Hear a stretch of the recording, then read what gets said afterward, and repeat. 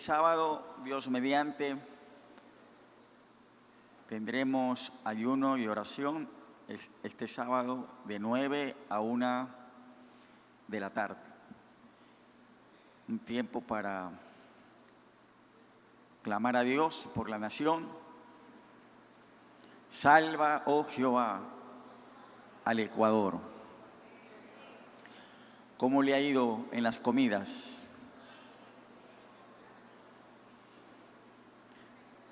Dios es misericordioso. Lo anticipa todo y no hay quien pueda detener su mano. Gloria a Dios. El sábado tendremos el tiempo de ayuno y oración de 9 de la mañana hasta la 1 de la tarde. Y el domingo solamente tendremos los dos cultos en la mañana, a las 8 y a las 10:30. No tendremos la celebración de las 6 de la tarde por motivo de las elecciones. Solamente tendremos los dos cultos en la mañana, a las 8 y a las 10:30.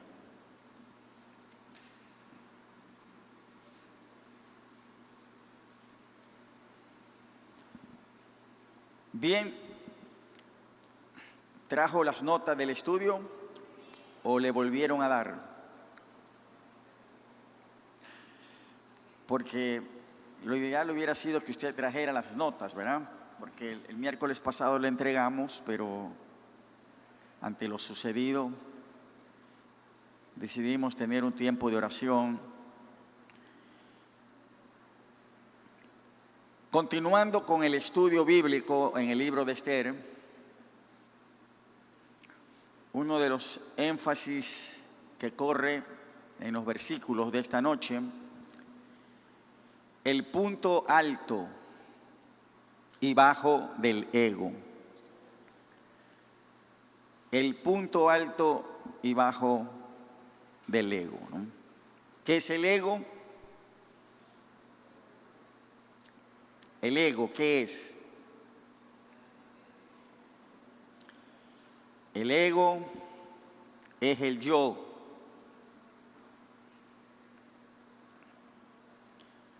Y todos tenemos el yo, ¿verdad?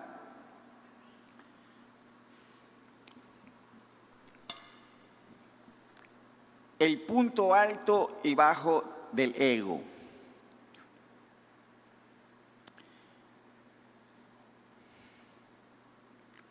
Cuando era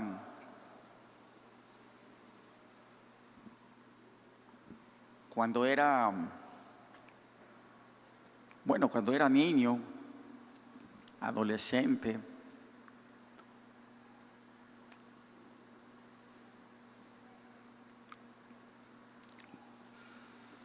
mi padre, que fue pastor,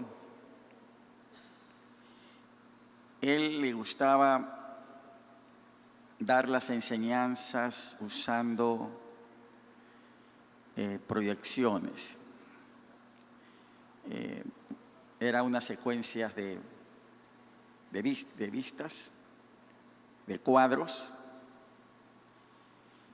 y podía dar todo un relato bíblico en base a cuadros, sobre todo cuando preparaba un mensaje evangelístico. Pero no he podido olvidar que había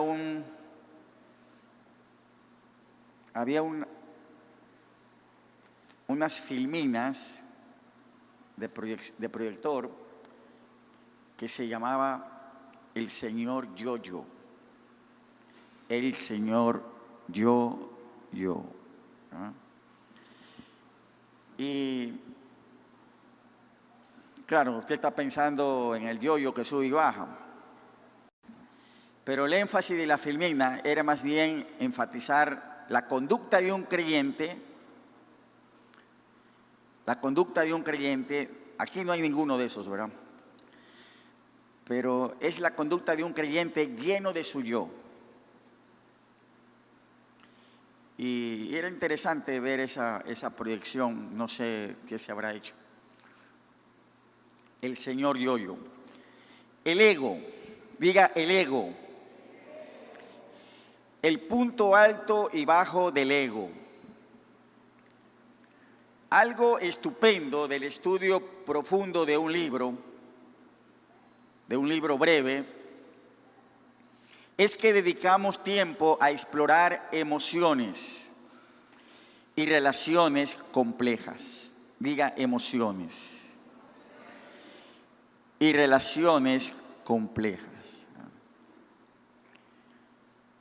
Es interesante poder estudiar un libro de manera profunda, tomando tiempo para explorar las emociones que se dan en el libro, también las relaciones complejas. El estudio profundo también nos da la oportunidad de buscar las huellas visibles de la mano invisible de Dios. Una gran proeza en un libro como el de Esther. Es interesante ver en la palabra de Dios cómo se puede ver las huellas de un Dios que aparentemente es invisible, pero no se ha dejado sin testimonio. Esta noche vamos a disfrutar solamente de 2 versículos, continuando con el libro de Esther, capítulo 5, versos 9 y 10.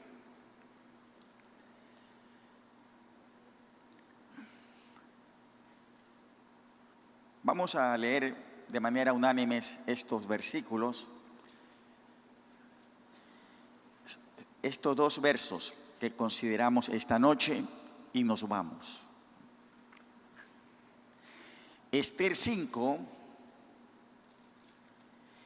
verso 9 y verso 10. Muy bien. Lo leemos juntos, hermanos, solamente estos 2 versos. Esther 5, verso 9 y verso 10. Y salió Amán, dije que lo leemos juntos. Y salió Amán aquel día contento y alegre de corazón, pero cuando vio a Mardoqueo a la puerta del palacio del rey, que no se levantaba ni se movía de su lugar, se llenó de ira contra Mardoqueo.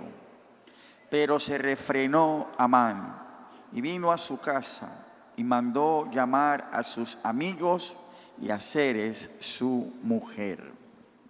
Muy bien. Parece que no leyeron todos, ¿verdad? Entonces le voy a dar una oportunidad para los que no leyeron. Una vez más, el verso 9 y el verso 10. 1, 2 y 3.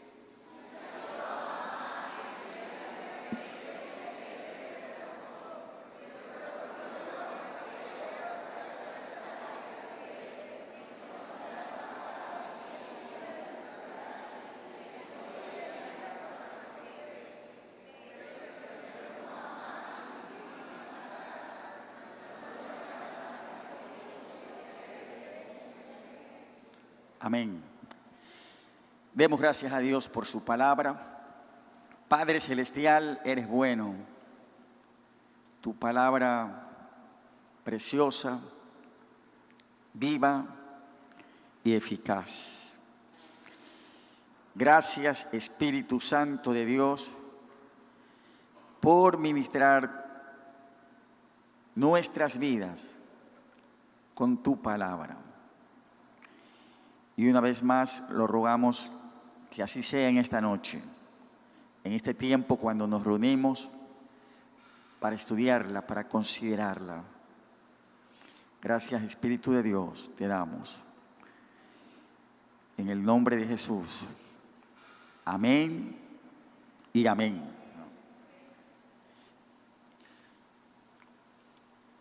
Quería poner los 2 versos juntos en la pantalla, el 9 y el 10. Estos 2 versos que enfocamos en esta noche. Esther 5, el verso 9 y el verso 10.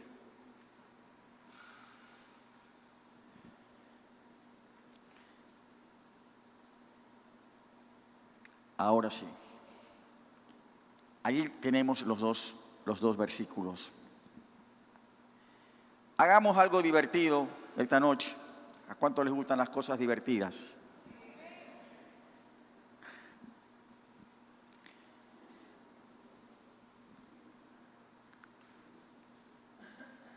Hagamos algo divertido, ¿verdad?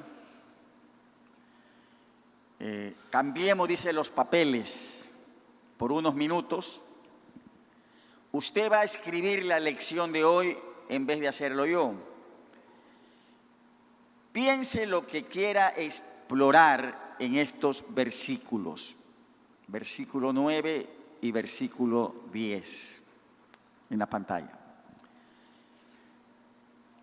¿Cuáles serían 3 puntos de aplicación que usted propondría hoy en esta lección? ¿Estamos? De estos 2 versículos, usted es el que va a escribir la lección. ¿Cuáles serían 3 puntos de aplicación que usted propondría hoy en esta lección?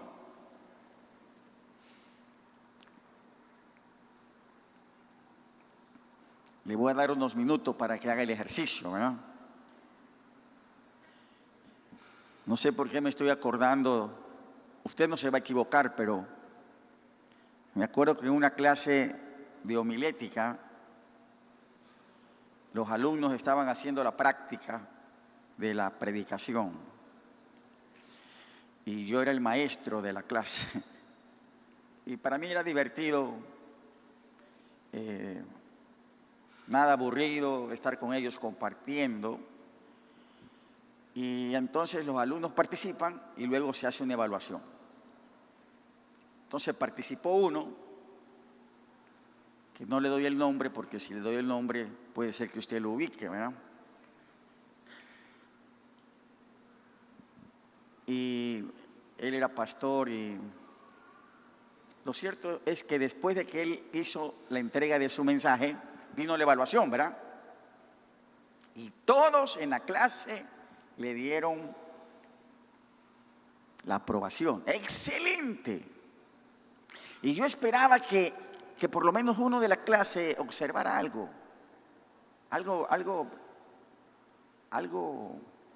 muy importante. Pero nadie observó, entonces, que sí, que excelente, que muy bueno, que por cierto era una persona muy manejaba muy bien la comunicación. Y entonces cuando todos aprobaron, entonces yo era el profesor, le dije, todo fuera excelente, como ustedes han dicho, excepto que él ha cometido un error. Y cuando vimos el texto, la clase se dio cuenta, él le hizo decir al texto algo que no decía. O sea, interpretó mal el texto.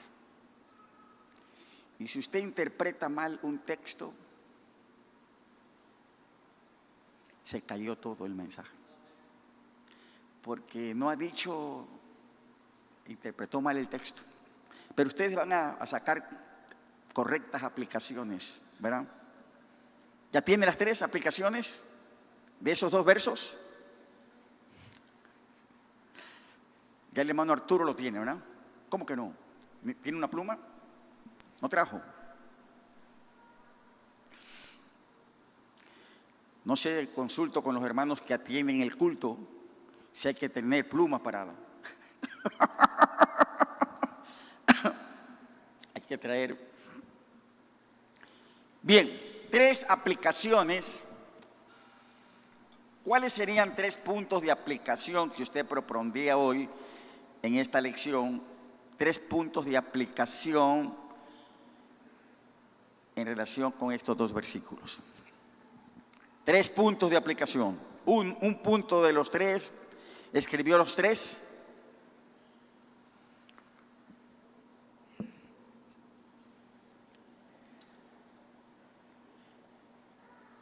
Le voy a dar un minuto más. Un minuto le voy a dar. 50 segundos.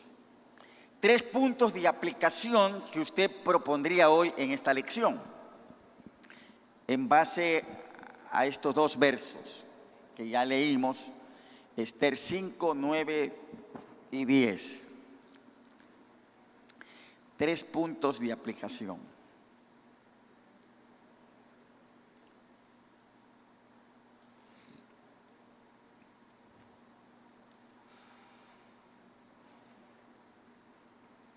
Se está viendo el minuto y usted ya tiene las aplicaciones, ¿verdad? Los jóvenes, por ejemplo, ellos hacen muy rápido las aplicaciones. Los jóvenes, ¿verdad?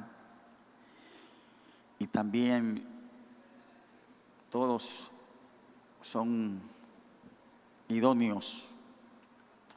Las hermanas tienen un talento excelente para aplicar la palabra. ¿Y qué decir de los varones, verdad? Los varones se la aplican a las hermanas y las hermanas se las aplican a los varones.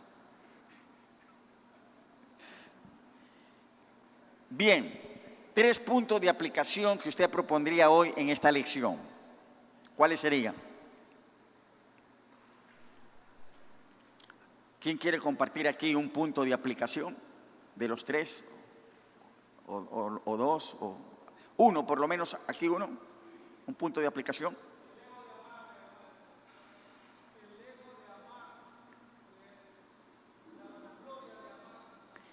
La vanagloria de Amán. El ego de Amán, la vanagloria de Amán.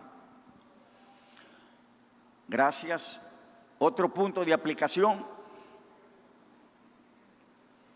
Hay muchos voluntarios, ¿verdad? Hermana Bella.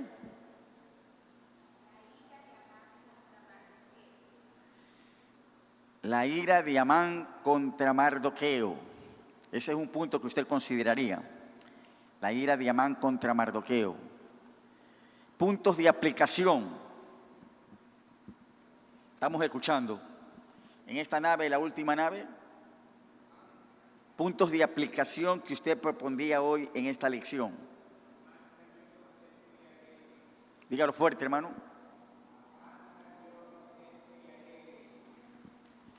Amán salió contento y alegre. ¿Qué le parece ese punto de aplicación?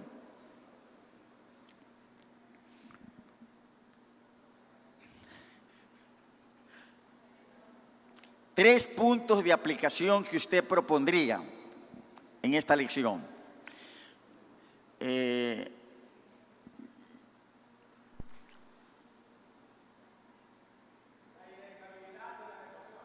Ese es uno bueno, ¿verdad? La inestabilidad de las emociones. De hecho, yo había hecho un punto personal, yo había puesto lo variable de las emociones. Un momento contento y otro momento amargado, ¿no?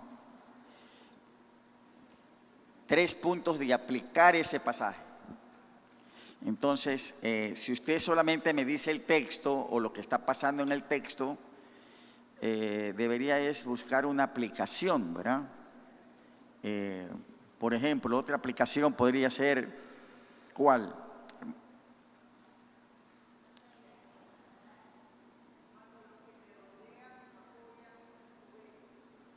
Cuando lo que te rodea apoya tu ego. Eso es otro punto de aplicación. Las cosas que te rodean apoyan tu ego.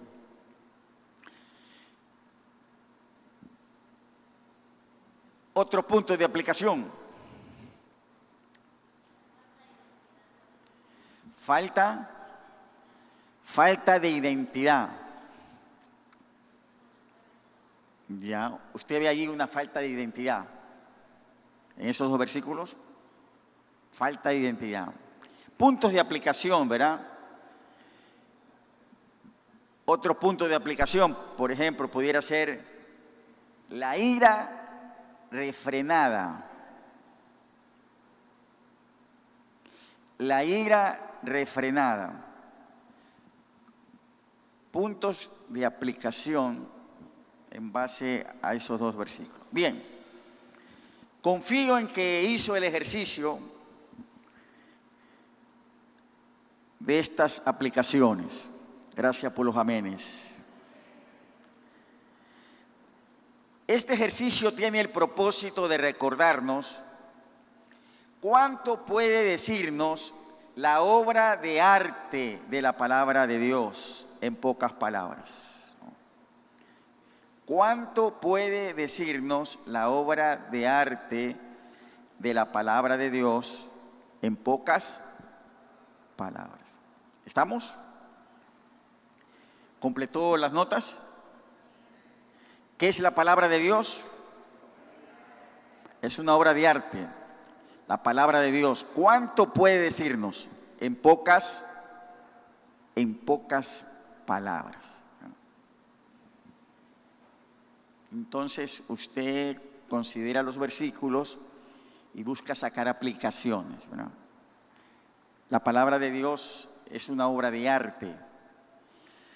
Nos puede decir mucho en muy pocas palabras. Amén, hermanos.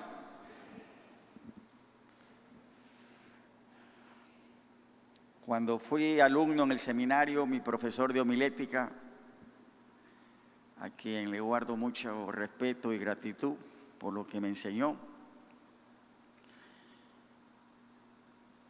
él es doctor en gramática superior.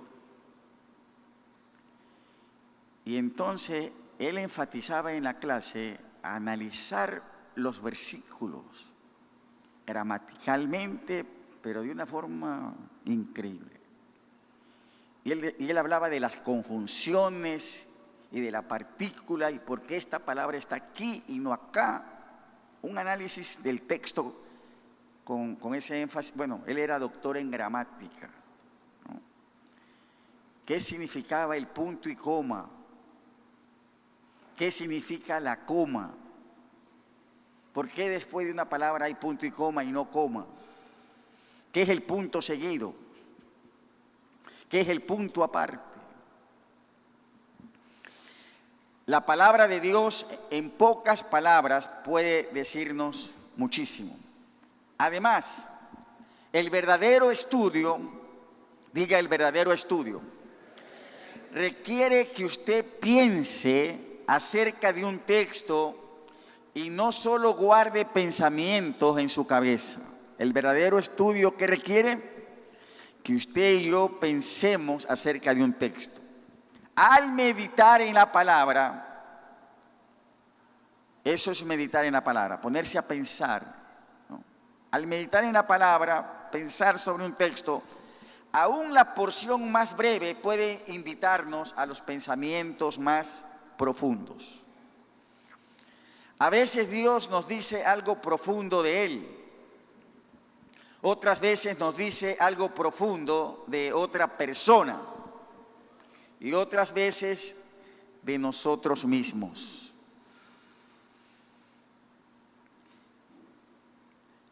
Todo viene en la meditación.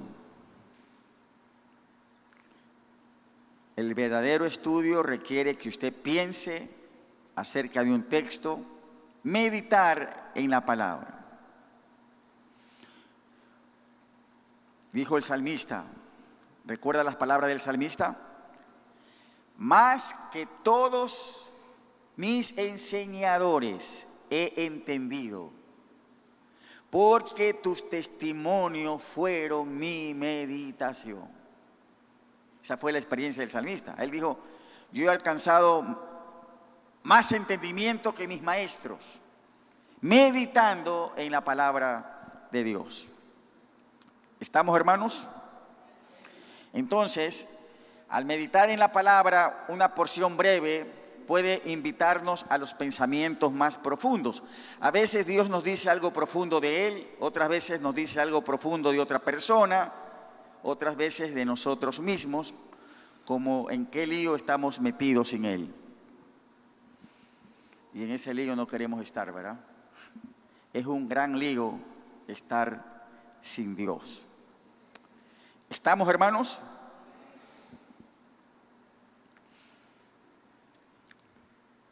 como anoche, no sé cuánto tiempo, he venido memorizando unos pasajes, unos versículos. Encuentro, por ejemplo, que en el capítulo 1 de Josué, 4 veces se repite la frase: esfuérzate y sé valiente. Esfuérzate y sé valiente.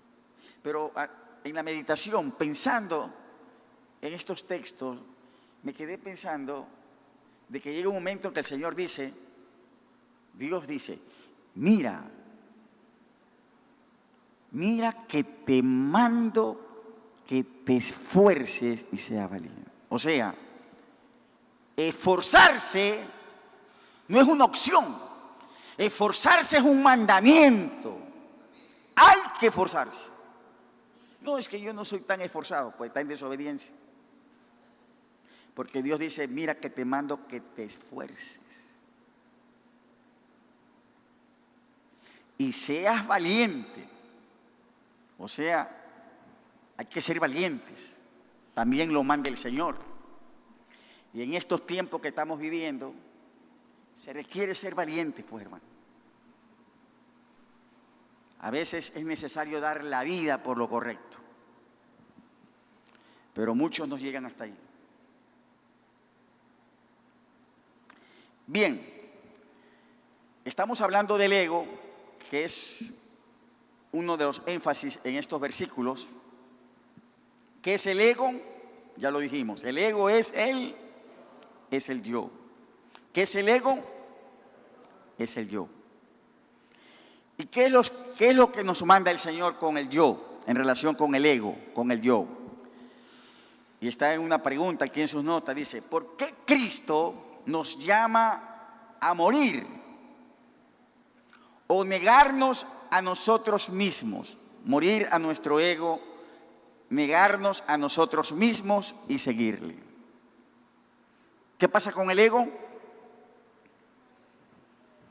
¿Qué dijo Pablo? Él habla de su ego, Pablo habla de su yo, pero él dice, ya no vivo yo. ¿No? En el griego es ego, yo, ego. Literalmente esa es la palabra griega para yo, en el griego, ego. Ya no vivo yo, mas Cristo vive en mí. ¿Por qué Cristo nos llama a morir o negarnos a nosotros mismos y seguirle? Y usted recuerda que el Señor Jesús dijo, ¿qué dijo el Señor? El que viene en pos de mí, pero no toma su cruz y viene en pos de mí, ¿qué va a pasar? Va a tener problemas. Y muchos tienen problemas porque han decidido ir en pos de Cristo, pero no quieren llevar la cruz. No quieren considerarse muertos. Entonces dijo el Señor, el que viene en pos de mí, pero no ha tomado su cruz, no puede ser mi discípulo, no va a poder. Ahora, Cristo nos llama a morir, a negarnos a nosotros mismos, morir a nuestro ego. No es porque la humanidad sea una desilusión total o completamente indigna de su amor. En medio de toda la depravación de este mundo, el hombre es todavía la corona de la creación de Dios. Gloria a Dios. Y su tesoro más valioso. ¿Me está escuchando, hermano?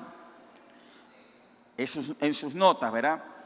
En medio de toda la depravación de este mundo, el hombre es todavía la corona de la creación de Dios y su tesoro más valioso. Y usted recuerda la prédica del pastor Santiago, ¿no? Por eso vino Jesucristo, el tesoro más valioso.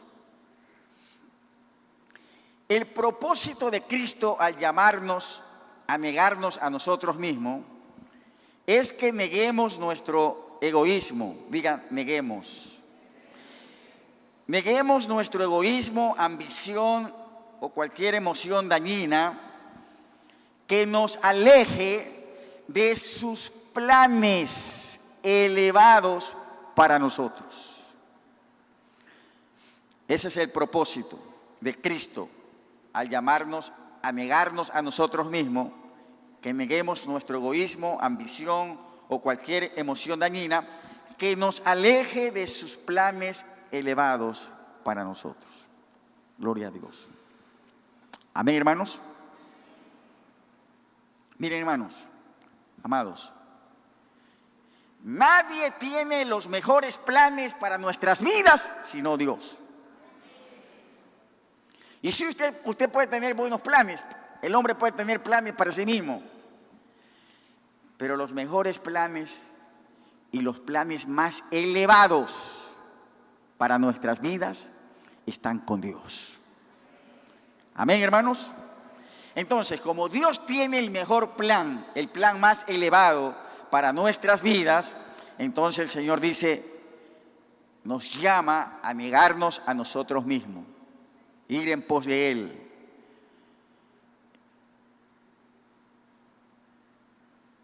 Dejar todo lo que nos aleje de sus planes elevados para nosotros. Amén. ¿Qué era Pedro? ¿Qué era Pedro? Tenía una empresa de barcas, era pescador. Y dicen que él tenía varias barcas. Y probablemente el plan de Pedro era seguir siendo pescador. Y le iba bien, porque sabía de pesca. Y tenía algunos barquitos pesqueros. Pero el plan de Dios para Pedro era más elevado. Amén. Y escúcheme, mi amado. Si Pedro no se hubiera negado a sí mismo, a su yo, a lo que él era, para seguir a Cristo, probablemente no estaríamos hablando de Pedro hoy. En sus planes para él, hubiera pasado inadvertido como tantos pescadores. Pero no es así con Pedro. ¿Por qué? Porque Dios tenía un plan más elevado para él y trascendió. Aquí estamos, más de 2000 años y hablando del pescador que un día lo dejó todo. Se negó a sí mismo, como le decía el Señor, Maestro, nosotros lo hemos dejado todo por ti. Una negación total. Segunda de Corintios, capítulo 4. Hay que ir más rápido porque me he quedado en la primera hoja, ¿verdad? Segunda de Corintios 4, verso 10 al 11. Voy a correr ahorita, hermanos, ¿verdad? Dice, ¿por qué somos llamados a crucificar la vida? De eso habla Segunda de Corintios 2 en nuestras Biblias. Segunda de Corintios 4, verso 10 y 11. Segunda de Corintios 4, verso 10 y 11. Dice el apóstol Pablo, llevando en el cuerpo siempre por todas partes la muerte de Jesús, para que también la vida de Jesús se manifieste en nuestros cuerpos. Porque nosotros que vivimos siempre estamos entregados a muerte por causa de Jesús. ¿Para qué? Para que también la vida de Jesús se manifieste en nuestra carne mortal. Amén. ¿Por qué somos llamados a crucificar el ego, nuestra vida, ya no vivir nosotros? ¿Para qué? Dice su nota, amados, lo fuerte de Dios es la vida. Dígame. Él no está dispuesto a dejar las cosas muertas. Un tema muy importante en Esther es lo que Dios puede hacer cuando nosotros decidimos obedecerle. Y si perezco, que perezca. En todo momento que Dios nos llama a morir, su propósito es revelarnos una vida superior. Gloria a Dios. Dios ha diseñado la mente humana. Él sabe que nada nos deja más vacío que estar llenos de nosotros mismos. No llevamos ninguna carga más pesada que nuestros propios egos.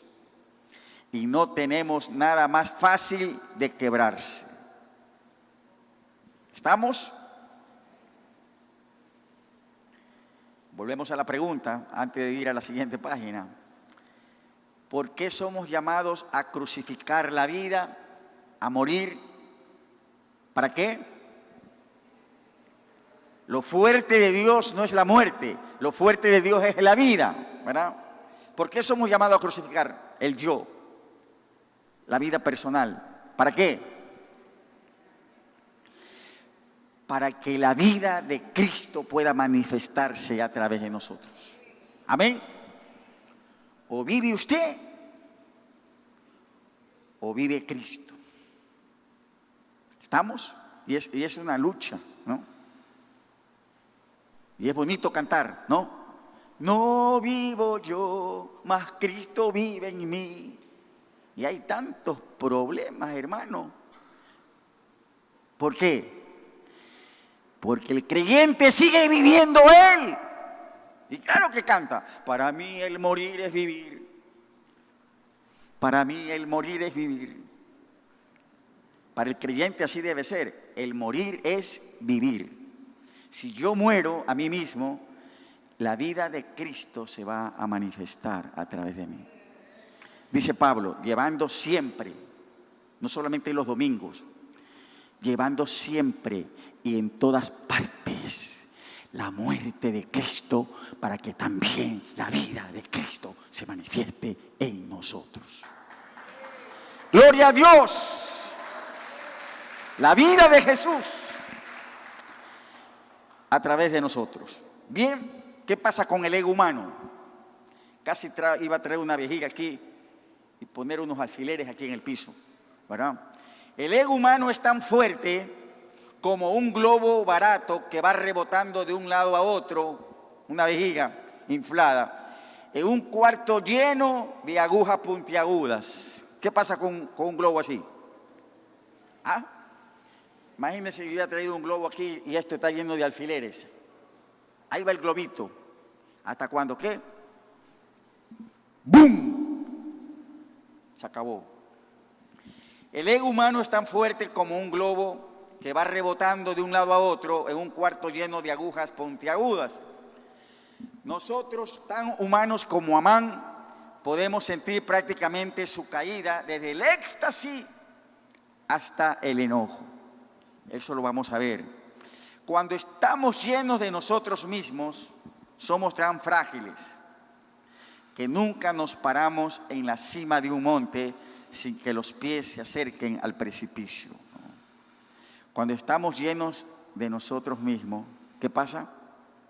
Somos, mire cómo dice, no dice somos frágiles, somos tan frágiles cuando estamos llenos de nosotros mismos. Pero cuando nosotros nos vaciamos para que Dios nos llene, entonces somos fuertes. Llenos de nosotros mismos somos frágiles, ¿verdad? ¿Saben? Yo estaba pensando que no iba a poder dar el estudio esta noche. Porque usted me ve bien y me siento bien, pero no me sentía bien sino hasta cuando subí a la plataforma. Y venía orando y le decía al Señor, estoy orando como Pablo que decía, estuve con debilidad, temor y temblor. Porque he tenido algo de fiebre, la garganta un poco afectado, congestionado y una debilidad. Pero ahorita me siento... Cuando usted está lleno de sí mismo, es muy frágil. Pero si usted se vacía de usted y dice, Espíritu, lléname, entonces somos fuertes, ¿verdad? Bien, empecemos a analizar el verso porque se nos va el tiempo, hermanos, ¿verdad? Verso 9 y 10. Comienza hablándonos de la fecha. Ahí están los versículos, el verso 9. Volviendo al pasaje de Esther, ¿verdad? Esther 5, 9 y 10. Dice, salió Amán aquel día. El versículo 9 habla de la fecha. Salió Amán aquel día. Dice, ¿qué había sucedido aquel día? Cuando dice salió Amán, verso 9, aquel día, ¿a cuál día se refiere? ¿A cuál día?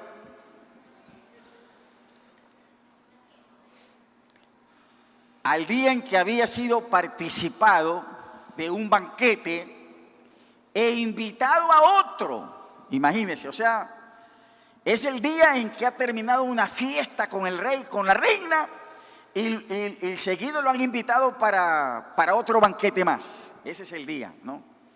Entonces, ¿cuál era el estado de ánimo de Amán al salir del banquete? Contento y alegre de corazón, dice el versículo 9, ¿no? Salió Amán aquel día contento y alegre de corazón. Ahora, en sus notas dice que esta expresión contento y alegre de corazón son las mismas registradas, las mismas palabras de Esther, están en Primera de Reyes, primer libro de Reyes, capítulo 8, el verso 66. Primer libro de Reyes, verso 8, 66. Ahí encontramos las mismas palabras de Esther, pero en otro pasaje. Primer libro de Reyes 8, el versículo 66, que dice, gracias, y al octavo día despidió al pueblo, Salomón, el rey, y ellos, bendiciendo al rey, se fueron a sus moradas. ¿Cómo se fueron? Alegres y gozosos de corazón por todos los beneficios que Jehová había hecho a David, su siervo, y a su pueblo Israel. Son las mismas palabras, literalmente son las mismas palabras hebreas en este pasaje a las que encontramos en Esther cuando dice que Amán salió contento y alegre de corazón. En primer libro de Reyes, las palabras describen el gran gozo de los israelitas al marcharse después de la dedicación del templo de Salomón, cuando Dios llenó el lugar con su gloria. El comentario señala que en el tiempo de la dedicación del templo, los judíos estaban en su mejor momento. Y realmente en el tiempo de la celebración, de la dedicación del templo, descendió la gloria de Dios. Y por cierto, no ha habido mejor tiempo, mejor momento para el pueblo de Dios que bajo el reino de David y el reino de Salomón. Fueron los reyes más grandes, el reino en su mayor apogeo. El comentario señala que en el tiempo de la dedicación del templo los judíos estaban en su mejor momento. Irónicamente, en Esther 5:9, Amán también se vio a sí mismo en su mejor momento. Invitado por la reina a un banquete, participar también con el rey en esa cena y luego invitado a otro banquete más. Ahora, lo que es perturbador, más allá de la coincidencia, es que los judíos se encontraban en su momento más bajo, con un edicto con sentencia de muerte, ¿no? Entonces, ¿cómo se sentía Amán? En su mejor momento. Ahora, dice la palabra para completar, el carácter humano nunca aparece más imperfecto que cuando una persona, y este es el caso de Amán, que cuando una persona puede alcanzar su mejor momento solo cuando otros son llevados a su peor momento. ¿Ha visto personas así? Que se sienten felices cuando otros son infelices. Y ellos se sienten en su mejor momento cuando otros están en su peor momento. ¿Pasa o no pasa? ¿Ah? Así te quería ver. ¿No lo he escuchado? Solamente yo lo escuché. Y de esto estamos hablando. Mire, dice, el carácter humano Nunca parece más imperfecto que cuando una persona puede alcanzar su mejor momento, solo cuando otros son llevados a su peor momento. Solo los individuos más pequeños necesitan ver a otros en el suelo para sentirse más altos. Esa es la fuerza que está detrás de toda opresión. El comentario dice: bajo la apariencia de honrar a Amán, Esther lo engordó. Diga, Esther lo engordó. Para la matanza. Ahora sale deleitado de haber comido con la pareja real, lleno de su propia y muy transitoria importancia, ¿no? Entonces ahí va el hombre, pero contento y alegre de corazón. Pero dice que ¿qué estaba haciendo Esther? Bajo la apariencia de honrar a Amán, Esther lo engordó para la matanza. ¿Cómo había sido engordado para la matanza Amán? ¿Ah?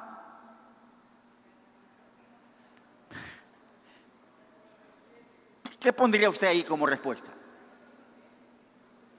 ¿Cómo había sido engordado para la hermana Yanina? Si le escuché bien, lo invitó a 2 banquetes. ¿Así es? Claro. Con 2 banquetes usted puede llenarse. Doble banquete, ¿no? Claro, pero ¿cómo? Y bueno, la hermana está pensando en las consecuencias de 2 banquetes. Hay personas que cuando llega Navidad dicen: en diciembre se me va a ir toda la dieta, ¿verdad? Pero ¿no ha pensado usted que lo engordó para la matanza llenándolo de orgullo, llenándolo de su ego? Mire nomás, a nadie más. A nadie más, solamente a mí. Solo yo estaba con el rey y la reina. Y no solamente para un banquete, también ya viene el otro. Y otra vez no hay más invitados, solamente él con el rey, la reina. ¿Y qué dice la palabra? Que antes de la caída es la altivez de espíritu. Esos que están bien orgullosos, espérese nomás, que siga nomás, que ya ¡boom! Porque primero es la altivez y luego viene la humillación. Dios resiste a los soberbios, pero da gracia a los humildes. Llenándose de orgullo. El éxtasis de Amán, contento y alegre de corazón, ¿no? A eso nos referimos, el éxtasis de Amán. Estaba, pero el hombre en las nubes. El éxtasis de Amán no duró mucho tiempo. ¿Qué sucedió en el verso 9? Pero cuando vio a Mardoqueo,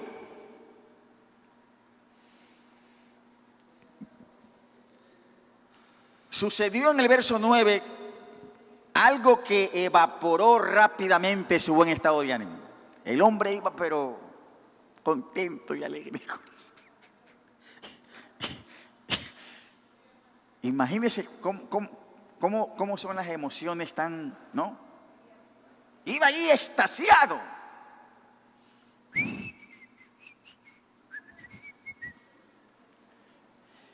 Y entonces dice, pero cuando vio a Mardoqueo a la puerta del palacio del rey, que no se levantaba ni se movía de su lugar, se llenó de ira contra Mardoqueo. Amán vio a Mardoqueo sereno a la puerta del rey. Allí estaba como si nada pasara, ¿no?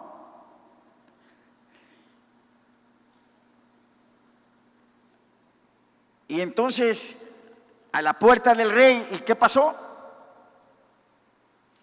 Dice que no se levantaba ni se movía de su lugar. Y ya había sido dada una orden, pues, de que todos le rindieran pleitesía a Amán, ¿no? Pero esta vez Mardoqueo ni siquiera se levantó.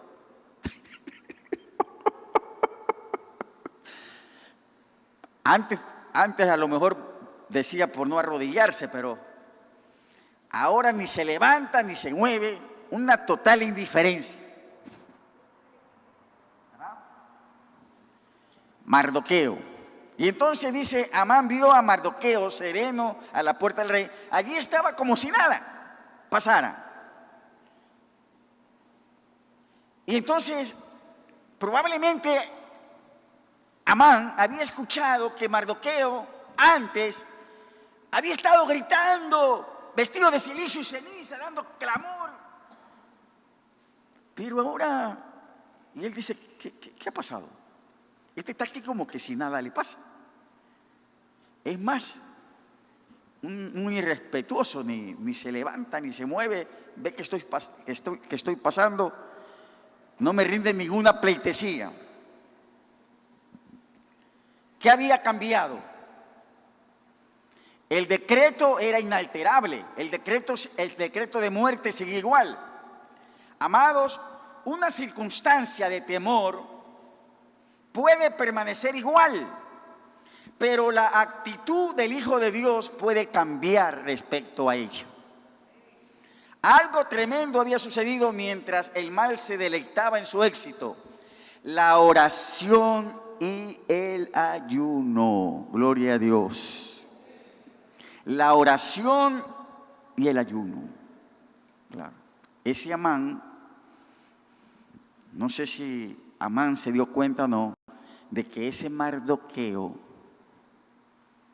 que estuviera allí como que si nada pasara, había ayunado 3 días y 3 noches. El impío, diga el impío, no imagina el pozo de poder divino al que tiene acceso un creyente que dobla sus rodillas. Gloria a Dios. Ante Amán, Mardoqueo ni se levantó ni se movió, se negó a mostrar un ápice de respeto por él y Amán se llenó de ira. Nunca nos sentimos más molestos que cuando alguien no percibe nuestra importancia, cuando nosotros estamos convencidos de ella. La dicha de Amán queda nublada por la continua negativa de Mardoqueo de honrarle, un insulto que le parece muy grande a la luz de su elevada posición ante sus propios ojos. ¿Cómo se veía Amán ante sus propios ojos? En una posición muy elevada. Él se veía a sí mismo con sus propios ojos. Ahora dice, una de las razones por las cuales necesitamos saber cuál es nuestra posición a los ojos de Dios es que así no quedamos consumidos por nuestra posición ante nuestros ojos o a los ojos de otros. ¿Estamos? Una de las razones por las cuales necesitamos saber cuál es nuestra posición a los ojos de Dios es que así no quedamos consumidos por nuestra posición ante nuestros ojos o a los ojos de otros. ¿Sí se entiende esto, hermano? ¿No? O sea, ¿qué necesitamos? Saber cuál es nuestra posición a los ojos de Dios. ¿Cuál es su posición? ¿Cuál es mi posición? ¿Para qué? Sabiendo cuál es nuestra posición a los ojos de Dios, no vamos a ser consumidos por nuestra posición ante nuestros ojos o los ojos de otros. O sea, más allá de que yo me mire a mí mismo, dónde estoy, cómo estoy, o de que otros me miren, cuán alto estoy, oye, que a ti te va bien, yo necesito saber cuál es la posición que yo tengo a los ojos de Dios. Y el saber mi posición ante los ojos de Dios me va a guardar de ser consumido por esa visión mía propia o de cómo otros me están viendo. Efesios 2:6 dice, la posición de los creyentes en Cristo. ¿Y por qué nos pone allí Efesios 2:6? ¿Cuál es la posición de los creyentes en Cristo?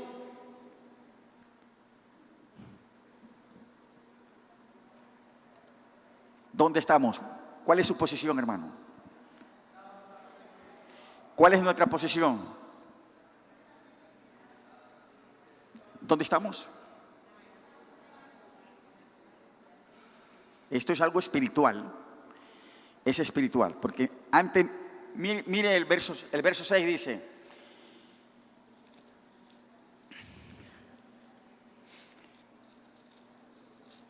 Efesios 2:6 dice, el verso 5 dice, aún estando nosotros muertos en pecados, nos dio vida juntamente con Cristo. Espiritualmente estábamos muertos. Con Cristo nos dio vida. Verso 6, con Cristo, con Él nos resucitó y asimismo nos hizo sentar en los lugares celestiales con Cristo. ¿Cuál es nuestra posición con Cristo? ¿Dónde estamos? Ya estamos allá. Amén. Con Cristo estamos sentados en lugares celestiales. Cuando usted, todo creyente que cierra sus ojos aquí, lo sabe allá, más allá de las estrellas. Ese es el lugar de cada creyente.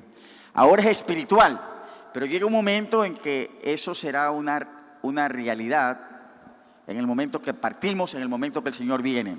Ahora, ¿y por qué Dios nos pone allí, sentados con Cristo en lugares celestiales? Dice el verso 7, ¿para qué? Para mostrar en los siglos venideros las abundantes riquezas de su gracia en su bondad para con nosotros en Cristo Jesús. Estamos sentados en lugares celestiales con Cristo Jesús. ¿Para qué? Para que esto muestre la riqueza de su gracia en su bondad para con nosotros. Gloria a Dios. Nuestro Dios es sabio. Él honra a sus hijos. Él honra a sus hijos, pero quiere mantenernos humildes, ¿no? Y dice, sí, está sentado en lugares celestiales, pero es para mostrar la riqueza de mi gracia y de mi bondad. Estamos con Cristo sentados en lugares celestiales por su gracia rica y por la bondad de Dios. Amén, hermanos. Y le dejo la pregunta para que usted la complete, ¿verdad? ¿Por qué Amán, por qué razón piensa usted que Amán ejerció dominio propio, verdad?